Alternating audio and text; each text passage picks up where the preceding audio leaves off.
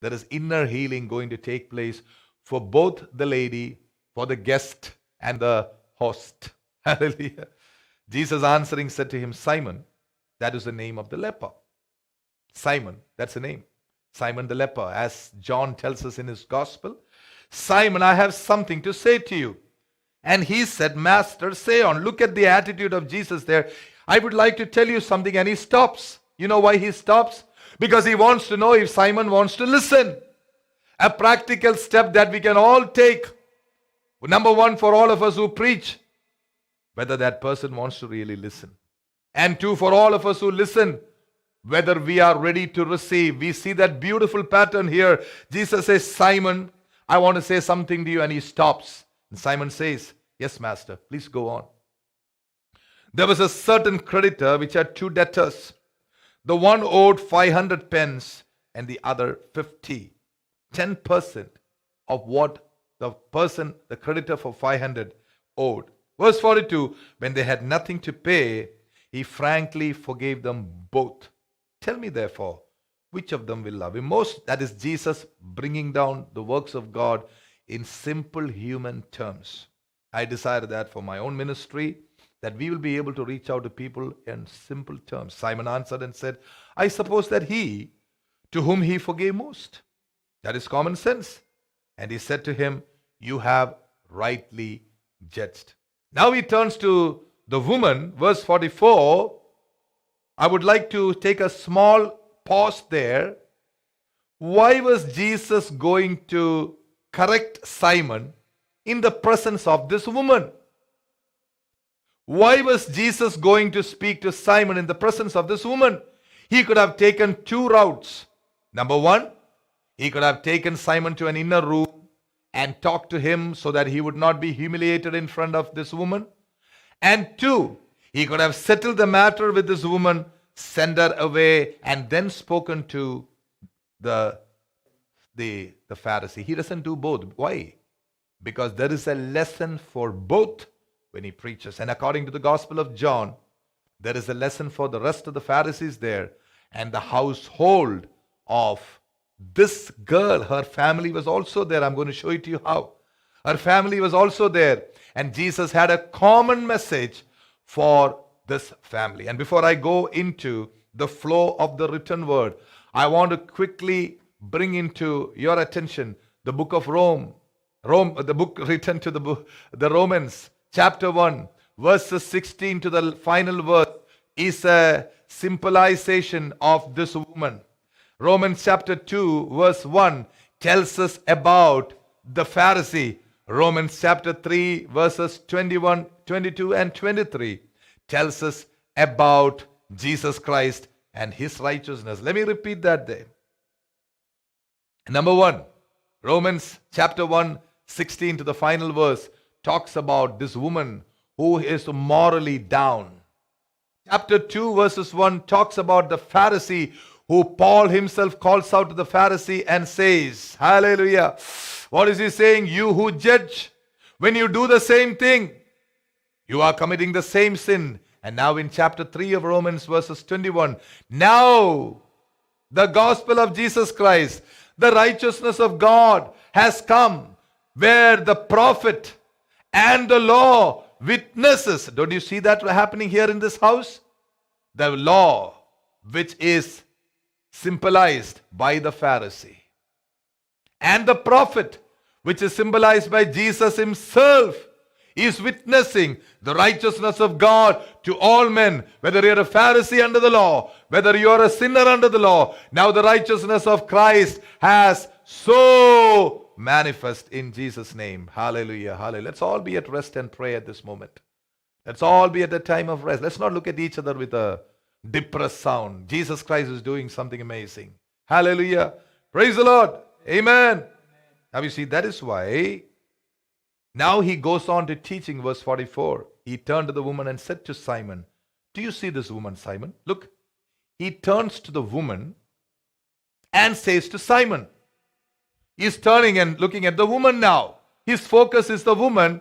He turns to Simon. He speaks to Simon. Simon, do you see this woman? I got into your house. You gave me no water for my feet, but she has washed my feet with tears, wiped them with the hairs of her head. You gave me no kiss, but this woman, since the time I came in, has not ceased to kiss my feet.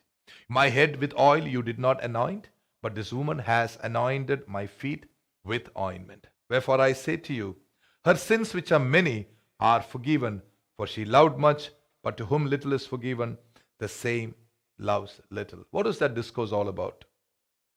Jesus is number one, acknowledging everything that this woman has done. A great lesson for us.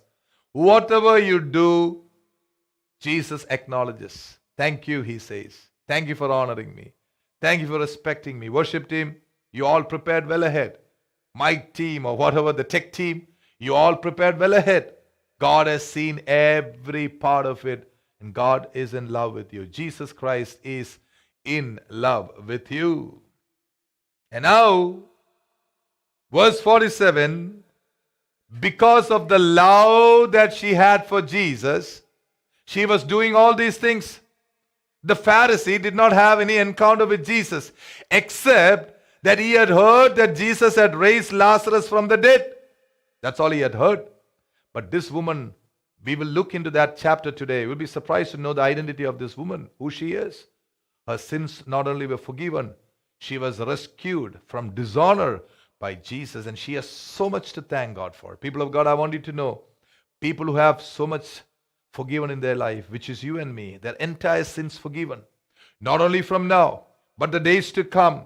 Even when we might in our weakness fall, he doesn't condemn us, but give us more grace to those who are humble, to say, Lord, I have fallen, I have slipped, but I know there is grace abounding to the sinner, the righteousness of God by which we call out. What an amazing thing we have to thank God for. And when we do everything in love, he acknowledges it. Thank you for coming to church. Thank you for setting this.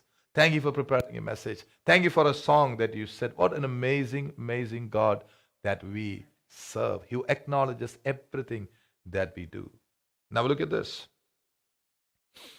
And he says to her, verse 47, wherefore I say to you, her sins, which are many, are forgiven, for she loved much. Her sins are forgiven, Simon. And verse 48, he says to her, your sins are forgiven. He tells her directly. First he tells it to the Pharisee, and then he tells her. Please look into that with me.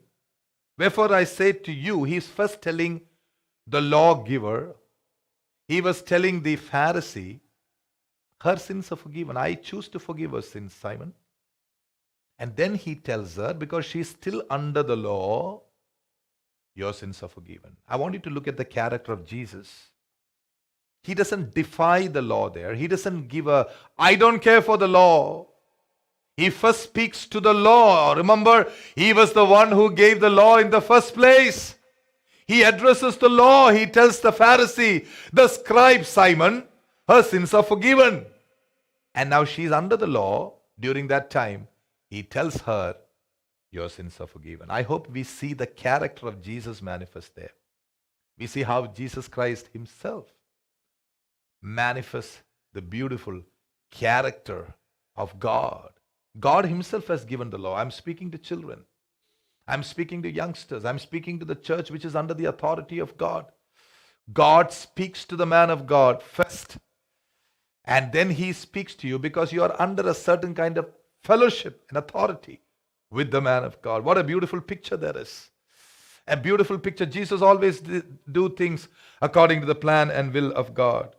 Wherefore I say to you, first to the law, her sins which are many are forgiven, for she loved much, but to whom little is forgiven, the same loves little. And he said to her then, your sins are forgiven. Verse 49, they that sat at meat, focusing on they that sat at meat. Now Luke is agreeing with John. John did say there were a group of people there. Definitely Lazarus was there. Now Luke is coming to that truth. They that sat at meat with him began to say within themselves. I'm sure they were all Pharisees because they were saying it within themselves. Who is this that forgives sins also? But Jesus turns around to the woman and says, your faith has saved you. Go in peace. Another beautiful message he's telling her, woman, You have done all these things in love. But what saves you is not your works, but your faith. What a beautiful picture of the perfect theology that Jesus has given to us. Hallelujah. Now, the Pharisaical people, even today, religions of the world teach you to do good to get to heaven. You're sadly mistaken, unfortunately mistaken. And I pray that God, who spoke to my heart, will also speak to the heart of every person who listens to me. We do good works because we have been saved, because we have been designed by God to do good works. And this woman did see the wonders of God in her life, and as an attitude, as a token of gratitude for protecting her honor, she was doing all these good works. But in the house of the Pharisee, Jesus wanted to bring out this message and says, look, don't think that she is saved or her sins are forgiven because of the spikenard, because of the oil, because of any of these things. No. It is her faith that has made her to. Now we come to probably the concluding message, part of the message. Who is this woman? Many people mistake her for Mary of Magdalene. She's not Mary of Magdalene. As you read Luke chapter 8, you can see Mary of Magdalene supporting Jesus from her money, her substance. And you see Mary of Magdalene was the first person to run to the tomb when Jesus was being risen. Mary of Magdalene was also friend of his mother. That was another Mary. But this also, I want you to know, is a Mary. She has been spoken of as Mary of Bethany. She's very different from Mary of Magdalene, Mary the Magdalene, or Mary of Magdala. First of all, how do I know that this Mary is from Bethany? How do I know her family is there? Quickly, if you go with me to the book of John 11:2, you can find out the identity of this woman. John 11:1-2 tells me, now a certain man was sick named Lazarus of Bethany, the town of Mary and her sister Martha. It was Mary which anointed the Lord with ointment and wiped his feet with her hair, whose brother Lazarus was sick. That is Mary of Bethany. Hallelujah. Luke doesn't mention her name, but we know that it is Mary of Bethany. Hallelujah. Amazing, isn't it? It was Lazarus' sister, Mary. And definitely, I told you from the book of John that this feast was set by God for Jesus. Because after the raising up of Lazarus, a special feast was ordained by God himself to honor his son. And he used the Pharisee called Simon, who was called in other gospels as Simon the leper. So in the house of Simon the leper, you have Lazarus who's also invited. Definitely his whole family has been invited. And Mary, the sister of Lazarus, she knew that Jesus was going to this person. She was all prepared. But wait a minute. I did tell you that Jesus had an encounter, or rather this Mary of Bethany had an encounter with Jesus. It was not just the presence of Jesus that brought those tears to her eyes, but I told you she had an encounter. Where was it? Yes, the Bible is replete with questions and it is replete with answers too.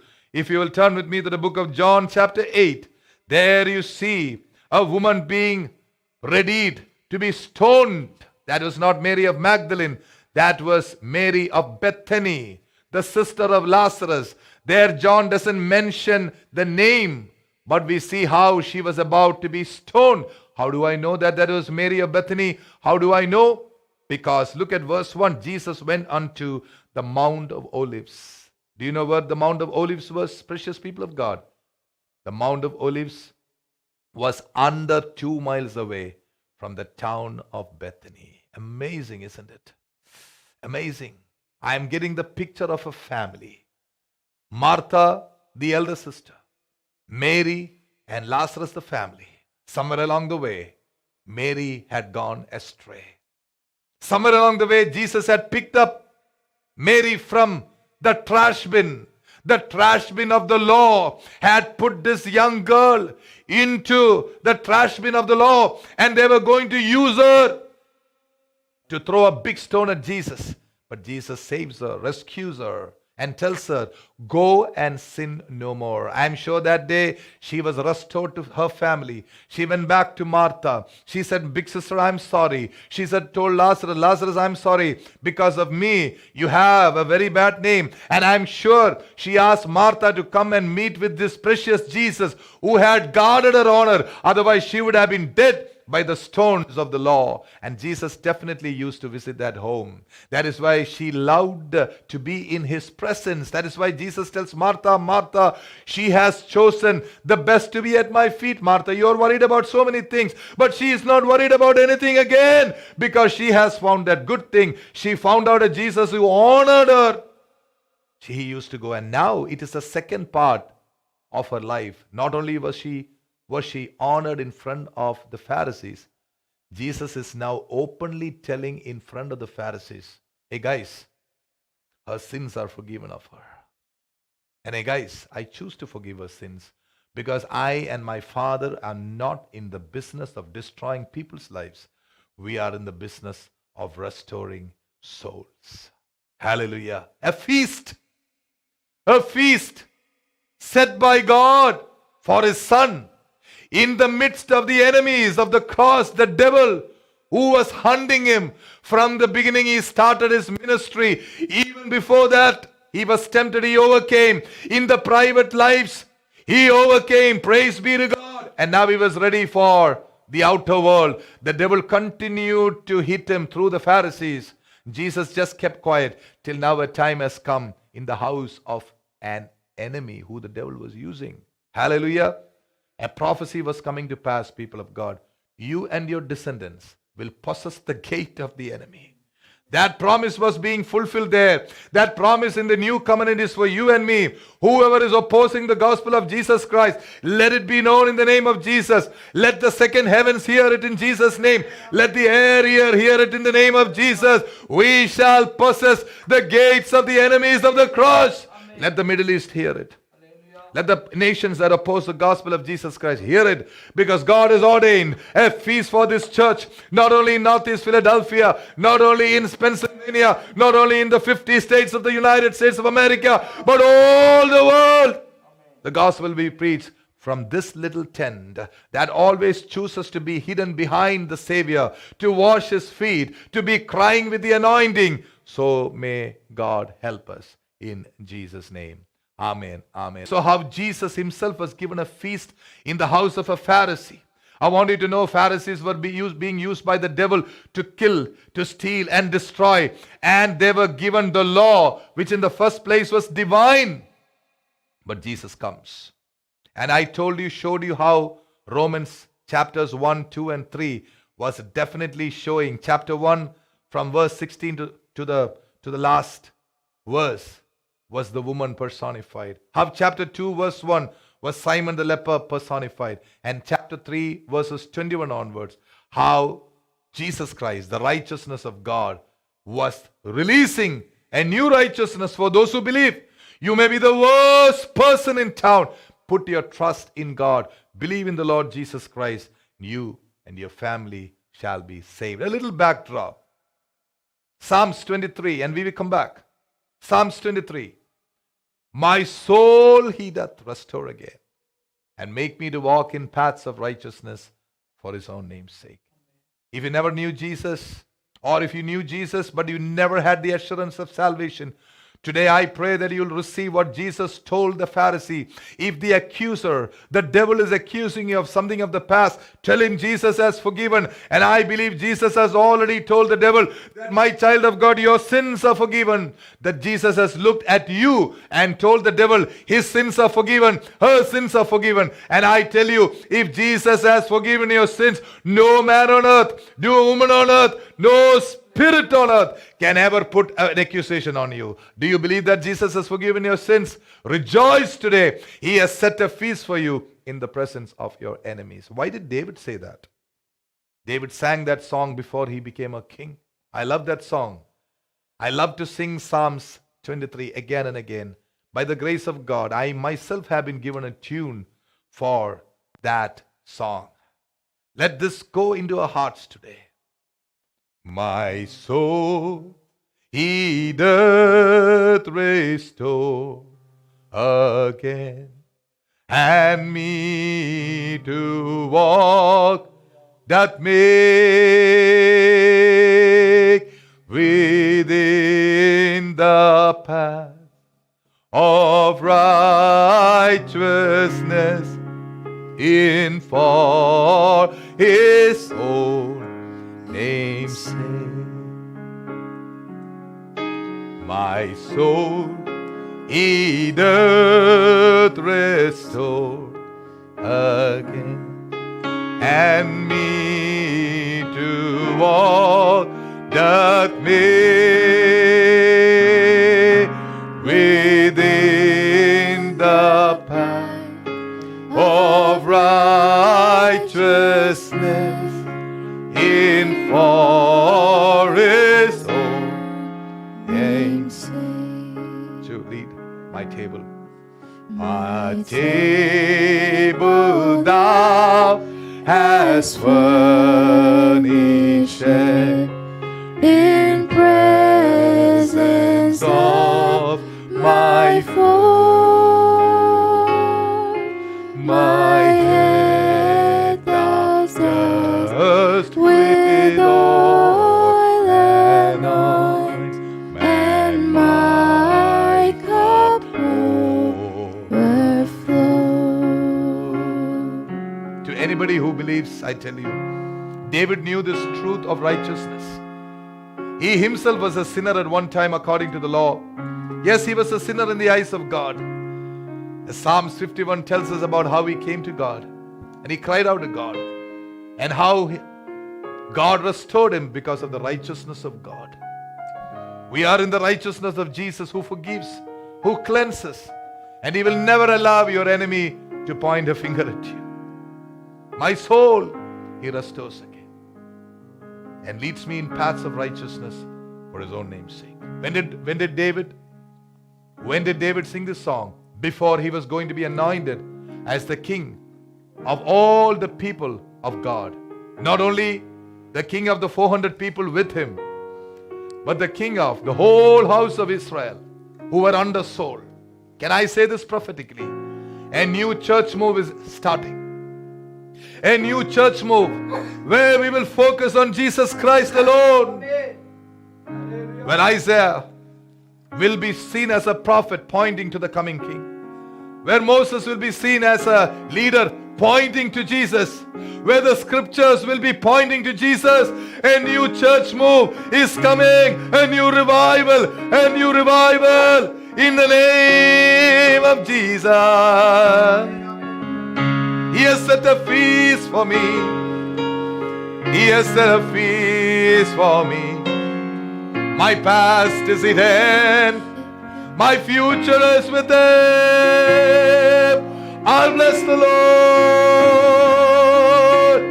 who has forgiven my sins, and my oil flows, bringing an odor in the house of God, bringing a fragrance in the house of God. Hallelujah, hallelujah, hallelujah, hallelujah. You see that woman there? She held on to the most precious thing her money could buy, a box of oil. In a precious box. She broke it at the feet of Jesus. That is your life. Everything she had, she lost. But she now has a new life. That new life also, she is breaking it at the feet of Jesus. That is the third picture of a person forgiven, justified, now given that alabaster box of oil, showing you Christ in you, who is ready to break it. That the perfume will come into the house of God, not only in the Philadelphia Revival Church, but to every house of God, that the perfume will begin to go into the world of God, into the world that was created, where no more shall one kill the other. I pray and declare this: no more shall people use the color of their skin to hate and to accept.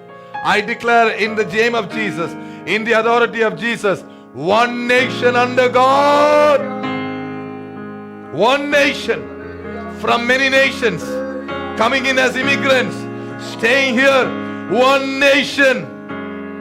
Even let brothers and sisters, native Indians know, Native Americans know that you also were immigrants at one time. You also came. No country, no nation, no people group can ever say that any land truly belongs to him, because after the time of Adam, every son of Adam has moved to one place, have been moving. Generations come, generations go. Nobody stays in one place more than a particular period of time. Let this be known to the people who want wisdom. No nation, no country, no people group has stood the test of time, but one nation baptized by the blood of Jesus, redeemed by the blood of Jesus, that has stood the test of time, that has stood the test of nations going against it. The word of God which I preach, the word of God which you hear, hath withstood the test of time. May we come closer to God. May we come closer to Jesus, who alone can save you. Did you know that your soul was made? Did you know that your soul was made not for the temporal things of this world, but for eternity? Did you know that your soul can be washed by the blood of Jesus? He will set you free, and make you to walk like a king in this world, and make you to be seated in the midst of those great men and women who walked on the face of the earth. People of God, anybody who may be listening to me, Jesus, He loves you. He looks at your detractors and tells them her sins, his sins are forgiven. And then He looks at you and says, my child, your sins are forgiven. The woman was told not to sin anymore, but she did not know if her sins were forgiven, because that old thoughts, that old things kept on coming back.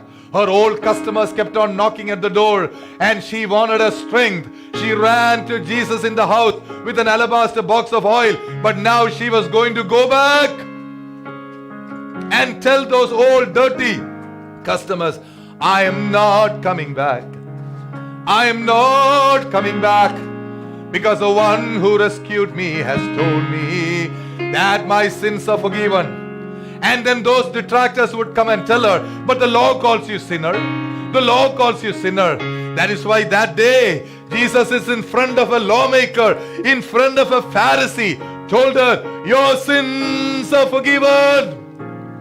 Now no lawmaker, no Pharisee can come in the night and knock at her door and call her a sinner, because she would say, I am righteous. I am righteous, because you heard it. You heard it. You heard the Master saying that I am free. I am free. I am free. Your past cannot catch up with you. No.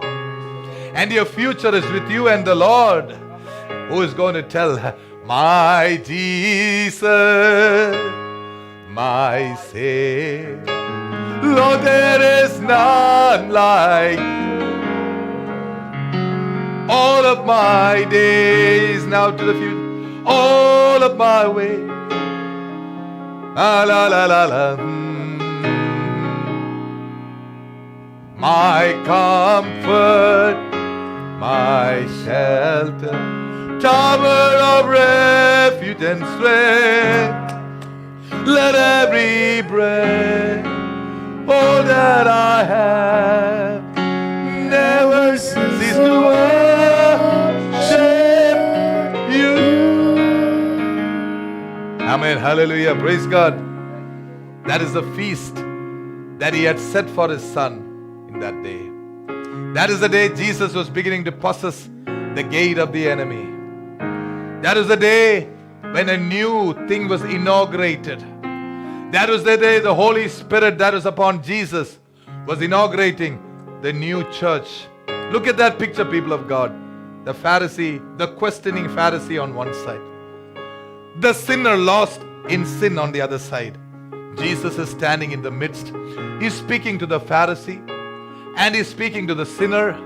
One word for both people: your sins are forgiven. Apostle Paul goes on later on in the book of Romans. He says, the Jew by faith and the Gentile through faith have been justified. Are you a child of God who has been in the church for a long time? The Holy Spirit is available to you to energize what God has put into you. Maybe after receiving those good things from God the day you're born again, maybe you allowed the flesh to creep in and stifle, probably for a little time, some of the things that was given to you. But I want to tell you, what has been given to you is eternal. It cannot be broken or destroyed. And the Holy Spirit is given to you to re-energize, to revitalize what is inside you. Remember on the day of Pentecost, the disciples had all the best education from Jesus himself, but they needed the Holy Spirit to come upon them by faith. They were waiting by faith. They were waiting by faith, waiting on a promise of God, and the promise has come. Now they are ready to take the world. People of God, a revival church, and everybody listening to me. Hallelujah. The promise is available to them and to the children. Have you been baptized in the Holy Spirit? Are you going to allow some theological understanding to stop the Holy Spirit from touching you? I have first-hand experiences to tell you. The Holy Spirit is a person who is very active. Hallelujah! Jesus is alive! The Holy Spirit is given to me, to you, to everybody, not to put him in a box, not to learn him from Greek and Hebrew, but to know him, to experience him, to be a witness for the Lord Jesus Christ. And the Gentile through faith, wherever the gospel is preached, the Holy Spirit takes the heart of the Gentile and preaches the word of God. Faith comes with the Holy Spirit. The word that I speak to you comes with faith to touch your heart, that you may begin to believe on the Lord Jesus Christ. Two categories of people, both touched by the same word, because it was spoken under the Holy Spirit. That Holy Spirit came upon us, came up to the world approximately 2,000 years ago. Peter stood up on that day and he said, the prophecy, times have been fulfilled. All men everywhere, in the last days, I will pour out my Spirit on all flesh. Hallelujah, sons and daughters shall prophesy. Hallelujah. Maybe you are a person who was born in a Christian family. Have you been baptized in the Holy Spirit with power? Probably you're a Bible college graduate who's a good person, morally upright. Have you been baptized in the Holy Spirit? Probably you're a Pentecostal believer who believe in the baptism of the Holy Spirit. Maybe you speak in tongues. But my brother and sister, I ask you, are you empowered to stand before a Pharisee? Are you empowered to go and witness what Jesus has given to you in front of the people in the world? Let me tell you, every person, every murderer needs Jesus. Every debaucherer needs Jesus. Every woman who is living in sin, every man living in sin, they need Jesus Christ. Every prisoner in the jail, in the correction facility needs Jesus, and Jesus is given to them by the person of the Holy Spirit. We're going to pray for the Holy Spirit. Will you reach out to God in heaven? Will you lift your hands to heaven today? If you never had an experience of the Holy Spirit, you may even reach out wherever you are to the screen that you're seeing. Do an act of faith now. Thank God for the Holy Spirit that has come upon you. Those of us who are in the house, if you will, you may stand right there. Come forward as an act of faith. Stand there, asking Jesus to fill you again. Maybe you were baptized in the Holy Spirit at one time. Praise God for you. But we are leaving the house with a grand filling today. A grand filling that will give you the authority and the right to go and face the world, to go and face your past, to go and face your detractors. The Holy Spirit, in the name of Jesus. The name of Jesus. The name of Jesus, that is all you need to do. In the name of Jesus, you are righteous. In the name of Jesus, you are being baptized in water, an act of obedience. In the name of Jesus, the Holy Spirit is given to those who believe. We conclude this session today. Let's be praying for us in the house of God. Those of us who are listening today, the one word under the Holy Spirit for the Jew and the Gentile: your sins are forgiven. The church has the right to forgive the sins, yes, under the anointing of the Lordship of the Lord Jesus. And today, according to the will of God and the plan of God, we, the church, choose to forgive the sins of those who are still living in the consciousness of sin, still trying to be in the law, trying to become good. We declare to you that Jesus has once and for all forgiven your sins. Is the enemy accusing you of the past? Jesus has already spoken to the enemy that your sins are forgiven. Is somebody in the church accusing you? Are you accusing yourself? Jesus has already spoken to the people in the church. Jesus has spoken to that religious circle who you are so afraid of, that your sins have been forgiven. The one thing you need to do, accept Him. Thank you, Jesus, for forgiving my sins on the cross. At the cross, where I first saw the light, and the burden of my heart rolled away. It was there by I received my sight, and that's why I'm happy all the way. At the cross, where I first saw the light, and the burden of my heart rolled away. It was there by faith I received my sight, and happy all the way. Was it for crimes that I had done? He groaned upon the tree. Amazing pity, grace unknown, and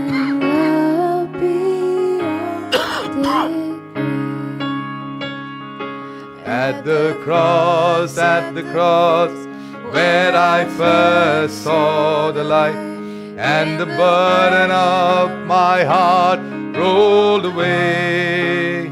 It was there by faith I received my sight, and now I am happy all the day. As we sing this last stanza, which goes like this: if you will give your lives to Jesus, that alabaster box of perfume which He gave to you, the girl had nothing to offer when she was about to be stoned by her detractors. But Jesus gave her a new life, a new hope. And now she was offering it at the feet of Jesus, at the house of Simon the leper, the Pharisee. Whatever Jesus has given to you, a new life, will you give it to Him again? I'm going to give my entire life to Him again. I want to say with Apostle Paul, for me to live, to die is gain, but to live is Christ.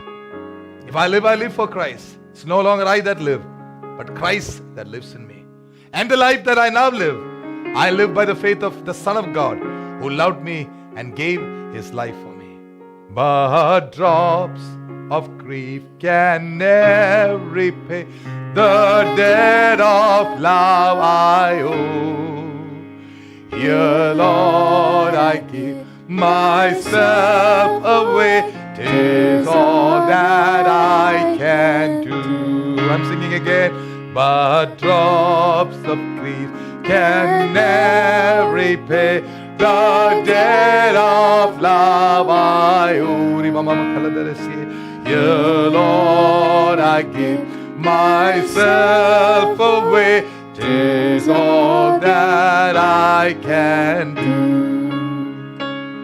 Heavenly Father, the lives of all of us who have received a new life from you, and who all of us who have given to you that life at your feet today, as we saw in the life of that miserable woman who turned out to be a great saint, and whose life and giving remains a memorial for her wherever the gospel is preached. Lord, we give our lives, the alabaster box that you have put in our life. We had nothing to offer before you came into our life. But after you came into our life, our lives changed, became so beautiful. Now we have perfume all around us. And we want to give you that inner life that you have given to us. Here, Lord, take it. I give it to you. And I pray and ask that the fragrance that comes out of the breaking will come all over the world. That there will be a feast, a beautiful feast, a Jesus feast that will be brought all over the world. A feast that can be given only by God to His Son Jesus. And a feast that can come only to the sons of God in the name of Jesus. Yes, the feast that we have seen in the past is nothing compared to the glorious feast that God has kept for us, His children, in the presence of our enemies. The presence of our enemies. Thank you, Lord. Thank you, Lord. Thank you, Lord. You are lifting up our head. You are lifting up our head even tonight. You are lifting up our head. We thank you. And we humble ourselves before you as we have never done before. In Jesus' name. In Jesus' name. In Jesus' name we say Amen. In Jesus' name. In Jesus' name. In Jesus' name we say Amen. Hallelujah.